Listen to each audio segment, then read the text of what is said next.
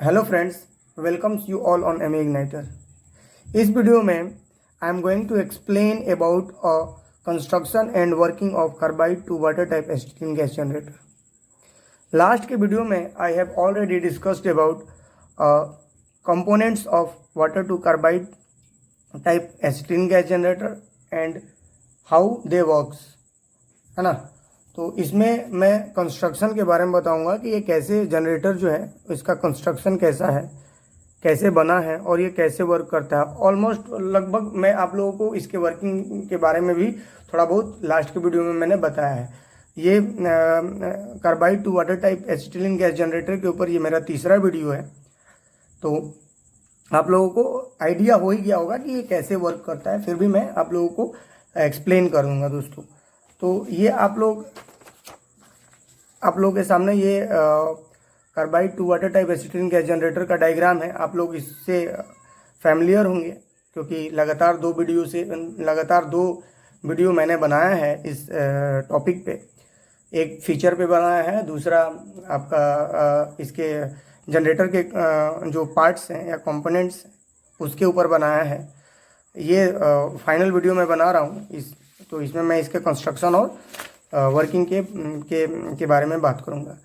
तो इसी डायग्राम का एक मैंने रेप्लिका तैयार किया है जिसमें मैंने काफ़ी एक्सप्लोर किया है। इस डायग्राम में कुछ ऐसा चीज़ है जैसे प्रेशर एडजस्टर है, तो प्रेशर एडजस्टर को पूरा मतलब कि एक्सप्लोर नहीं किया गया कि होता कैसा है, कंपाउंड स्प्रिंग कहाँ लगा रहता है। तो इसको मैंने एक्सप्लोर करके एक डायग्राम बनाया है और उसी की हेल्प से हम लोग समझेंगे।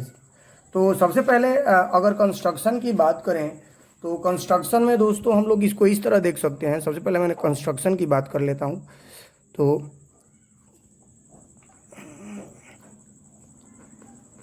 कंस्ट्रक्शन की बात करें तो इसको तीन भाग में हम लोग देख सकते हैं। तीन भाग में इसको बांट सकते हैं, डिवाइड कर सकते हैं। नीचे से अगर देखें तो अगर ऊपर से देखते हैं तो ऊपर से सबसे पहले आता है वो कार्बाइड हॉपर होता है।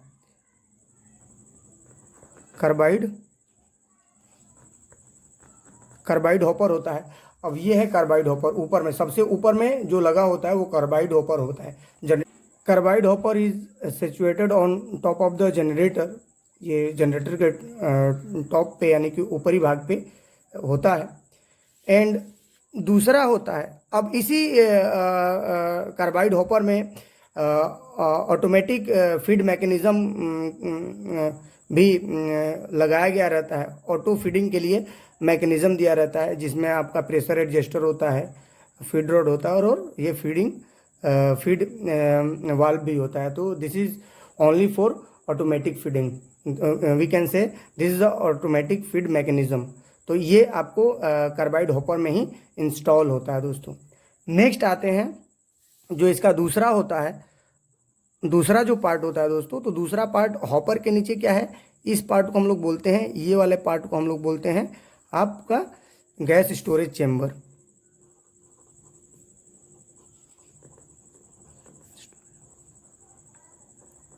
Gas storage chamber is nothing but it is use to store the generated acetylene. तो ये इसका यूज़ हम लोग जनरेटेड एसिटिलीन को स्टोर करने के लिए करते हैं। और इसी में क्या होता है कि रिलीफ वाल्व लगा होता है और साथ ही साथ जनरेटेड एसिटिलीन को आउटपुट लेने के लिए ये पाइप लगा होता है दोस्तों। तो आउटपुट के लिए पाइप भी चेम्बर में लगा होता है और एक रिलीफ वाल्व भी इस चेम्बर में लगा होता है दोस्तों। तो ये हो गया। अगर थर्ड पार्ट की बात करें तो थर्ड पार्ट जो हो गया वो हो गया आपका water tank.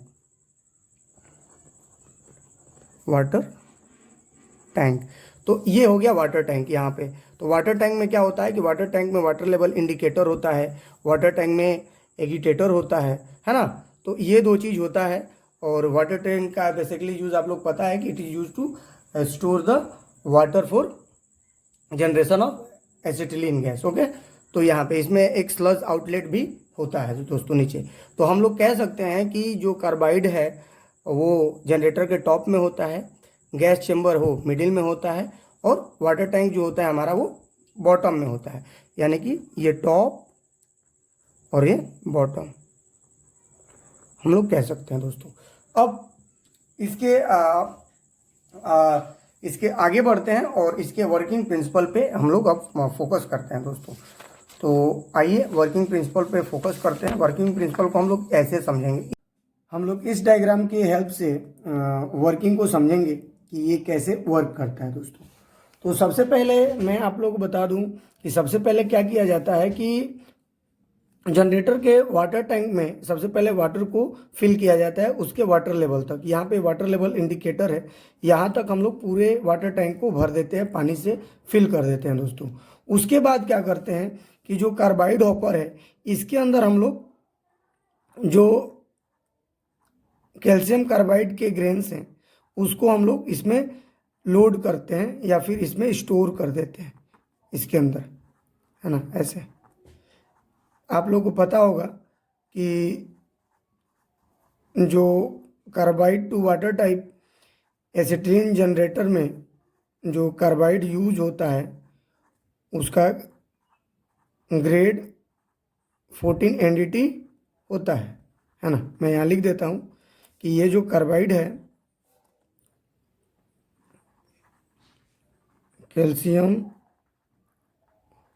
Carbide grade 14 NDT है ना। इस ग्रेड का हमने इसके अंदर क्या किया कि स्टोर कर दिया, लोड कर दिया, ठीक है। कैल्शियम कार्बाइड का ग्रेन्स सबसे पहले क्या किया, वाटर को हमने फिल किया, फिर हॉपर में हम लोगों ने कार्बाइड हॉपर में कार्बाइड को स्टोर किया दोस्तों। अब क्या करते हैं कि अब क्या करेंगे कि हम लोग उसके बाद इसमें क्या करेंगे कि ये जो प्रेशर एडजस्टर है इसको हम लोग एडजस्टिंग स्क्रू भी कहते हैं, इसको हम लोग एडजस्टिंग स्क्रू भी कहते हैं या फिर प्रेशर एडजस्टर। प्रेशर एडजस्टर को अब हम लोग क्या करेंगे कि प्रेशर एडजस्टर कहाँ लगा रहता है, कार्बाइड हॉपर के ऊपर लगा होता है ना। ये कार्बाइड हॉपर है, इसके ऊपर प्रेशर एडजस्टर लगा होता है। अब प्रेशर एडजस्टिंग स्क्रू को जैसे ही हम लोग इसको टाइट करेंगे, तो जैसे ही टाइट करेंगे तो ये बोल्ट जो है नीचे मूव करेगा और इस बोल्ट के साथ ये जो है सपोर्ट प्लेट लगा है, सपोर्टिंग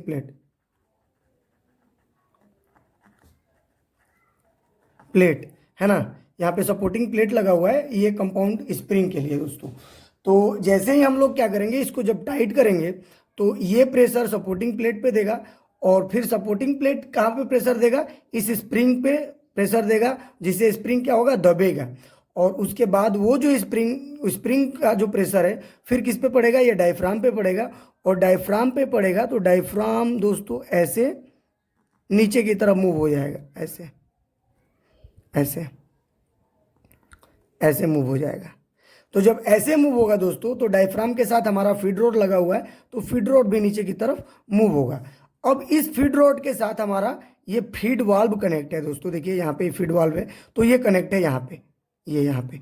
तो जैसे ही हमारा फीड रोड नीचे की तरफ मूव करेगा, फीड वाल्व भी हमारा नीचे की तरफ खिसक जाएगा दोस्तों। और जैसे ही नीचे की तरफ फीड वाल्व खिसकेगा, वो यहाँ पे कुछ इस तरह आएगा। मैं आप लोगों को दिखा देता हूँ, ऐसे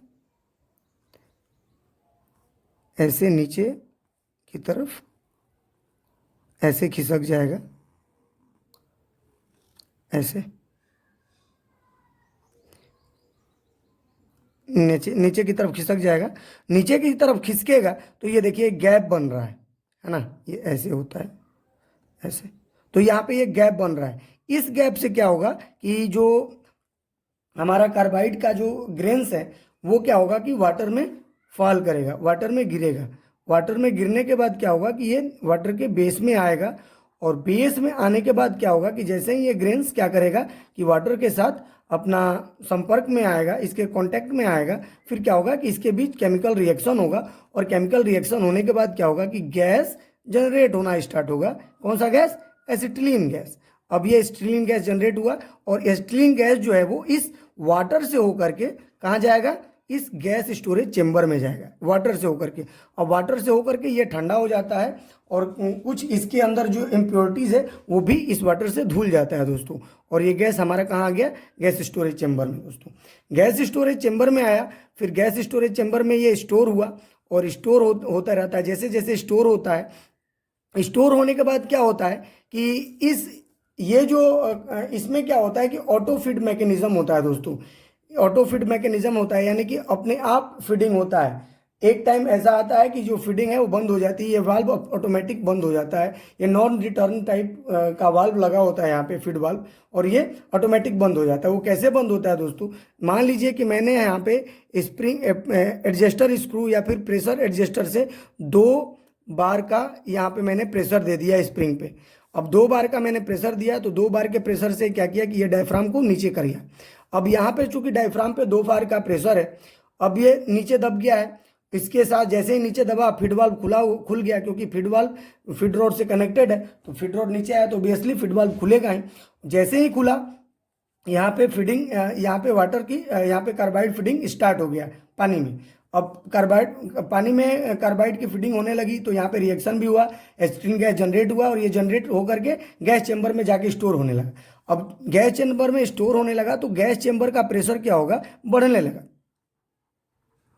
प्रेशर क्या होगा? बढ़ने लगेगा, प्रेशर इंक्रीज होगा। जैसे जैसे प्रेशर इंक्रीज होगा और वाल्व का जो प्रेशर इस 2 बार से ज़्यादा होगा, सॉरी वाल्व का नहीं, इस गैस चैम्बर का प्रेशर, यानी कि एसिटिलीन गैस जनरेटेड एसिटिलीन का प्रेशर 2 बार से प्लस होगा, तो क्या होगा कि ये क्या करेगा कि इस जो फीड वाल्व है इसको धक्का मारेगा, और धक्का मार के फिर से इसको क्लोज कर देगा, उसके पूर्व स्थिति में ले जाके रख देगा, यानी कि इसको क्लोज कर देगा। और जैसे ही क्लोज करेगा, जो कार्बाइड की फीडिंग है वो ऑटोमेटिक बंद हो जाएगी दोस्तों।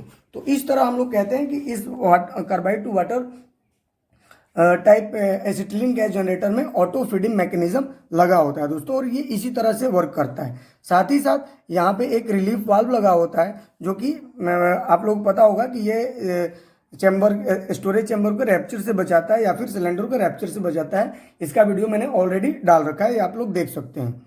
उसके बाद क्या होता है कि जब यहाँ पे एसिटिलीन स्टोर हो जाता है, एसिटिलीन गैस, फिर क्या करते हैं, उसको इस पाइप के द्वारा हम लोग कहाँ ले जाते हैं?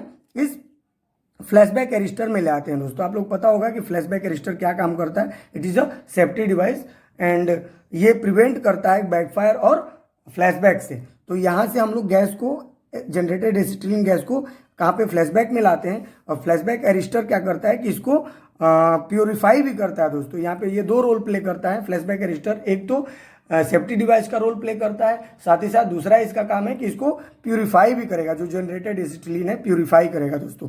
फिर यहाँ पे आउटलेट वाल्व से हम लोग इसको बाहर ले लेते हैं। यहाँ पे जो प्रेशर होता है दोस्तों, वहाँ पे यहाँ पे प्रेशर 1 kg पर सेंटीमीटर स्क्वायर के प्रेशर से हमें जो आउटपुट पे, आउटलेट पे हमें 1 kg पर सेंटीमीटर स्क्वायर के प्रेशर पे जनरेटेड एसिटिलीन का प्रेशर मिलता है दोस्तों। और यहाँ से हम लोग बाहर लेकर के इसको वेल्डिंग और कटिंग में यूज करते हैं दोस्तों। तो ये इसका वर्किंग प्रेशर होता है, वर्किंग इसका प्रिंसिपल होता है। इस तरह से ये वर्क करता है।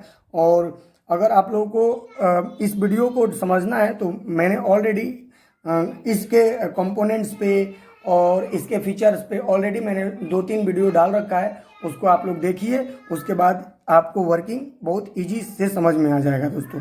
फिलहाल इस वीडियो में इतना ही। Thank you for your kind attention.